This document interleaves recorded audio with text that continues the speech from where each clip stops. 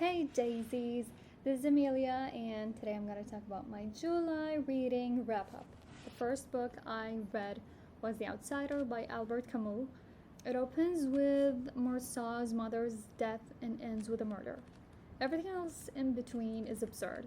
You might not agree, but please remember this review includes my opinion, meaning what I may find interesting, you may find boring, and vice versa. Back to The Outsider. It is written in a very simple language, way too simple. I honestly felt like this was an adult picture book without pictures. Plus, it was mind-numbing. The characters showed no emotions, no feelings, no sign of love, nothing. Everyone and everything about this book felt empty and hateful. After reading the last sentence of the book, I heard myself saying, "Oh, I hope so too," as I slammed it shut. I do not recommend this book for anyone. But then to be fair, the theme of this book is absurdity. Having formed such opinions while reading it doesn't mean that the author succeeded in expressing his idea. I don't know. But I definitely didn't enjoy it, and I rated 1 out of 5 stars.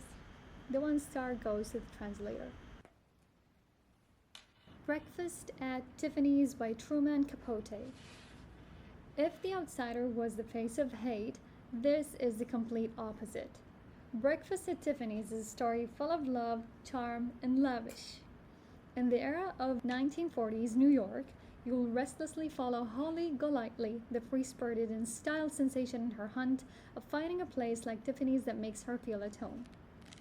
The writing felt like a dance in a field full of daisies. It is good to know that the book includes other short stories by the same author, but I have only read the first, and I give it 4 out of 5 stars.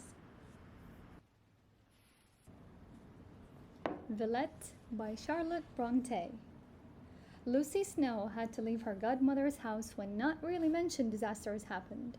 She moved to the small town of Villette, where she worked first as a maid and then as an English teacher. Lucy has never fallen in love before, but when she does, it isn't requited. She's also the narrator of her story. She's full of wit, sarcasm, and is interestingly unambiguous. As a first-time teacher, we get to see the anxiety Lucy faces before entering the classroom and speaking to the students for the first time, the strategy she uses to make sure things will be under control, her colleagues, and so on. One of her colleagues, whom you'd want to remember, is Professor Paul Emanuel. But that's all what I'll mention about him. There is also Dr. John, whom Lucy finds herself admiring, and then there are other ladies in the picture. Villette is one of the best classics I've ever read. Bronte's writing style is beautiful, with rich description of things, places, and physical appearance of characters. She leaves room for the reader to understand the thoughts and ideas of characters through the story itself. 5 out of 5 stars.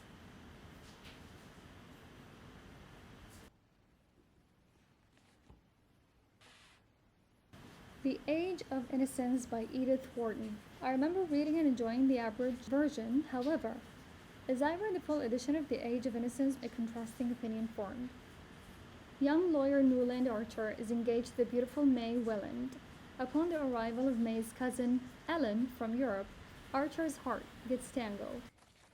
The plot is interesting, and so is the theme, which is the influence of society on individual in terms of manners, etiquette, choices, and perhaps even thoughts. All characters in the book felt cardboard cutouts for me.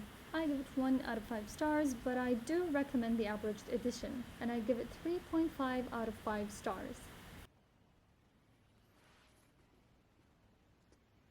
Murder in Old Bombay by Nev March. Set and based on a true story in colonial India, 2 young women fell from the busy university's clock tower in broad light. Captain Jim, our hero, isn't satisfied with what the newspaper called a suicide. Thanks to the tales of Sherlock Holmes that he so much loves, he decided to solve the mystery. Jim approaches the Parsi family and spends quite a deal of his time with them to investigate. He even travels and meets children and adults on his way. None has disturbed his heart except Diana Framji, the sister of the murderers. The novel is beautifully written, moderately paced, with interesting characters. There is also a hint of romance, which I very much enjoyed. The book is around 400 pages with small chapters, around 70. I read it in 2 days and loved it so much. I also appreciate the warm colors of the cover. Isn't it just rich and vibrant? I I give it 4 out of 5 stars.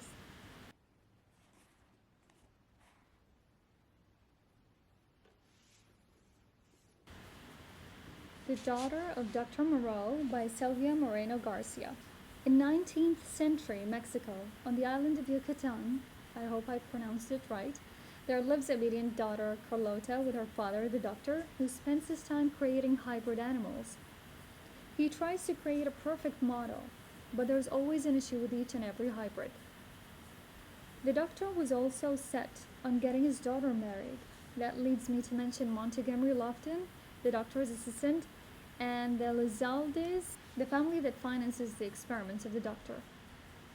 The writing was fine, and I believe the story had potential at the beginning, but then it felt like the author tried to force many moral lessons in one book, which made me confused and lost. What am I exactly following? I almost forgot everything I read as soon as I read the last page.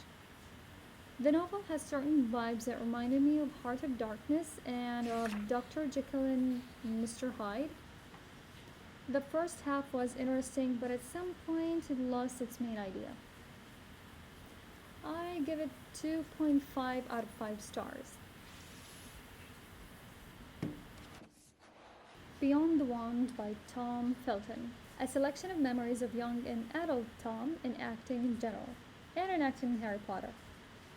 His relationship with people, his take on life, people whom he looks up to, and a lot more.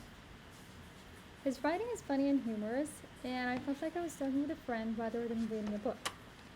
I did not feel alien to the world of celebrities because Felton explains things simply. It was such a cozy and fun read, and it sure kept a smile on my face all the way. Beyond the Wand isn't only about Harry Potter, and that won't disappoint. What is even better, the foreword is written by Emma Watson. Need I say more? It is 5 out of 5 stars, and you need to grab a copy as soon as possible if you haven't already.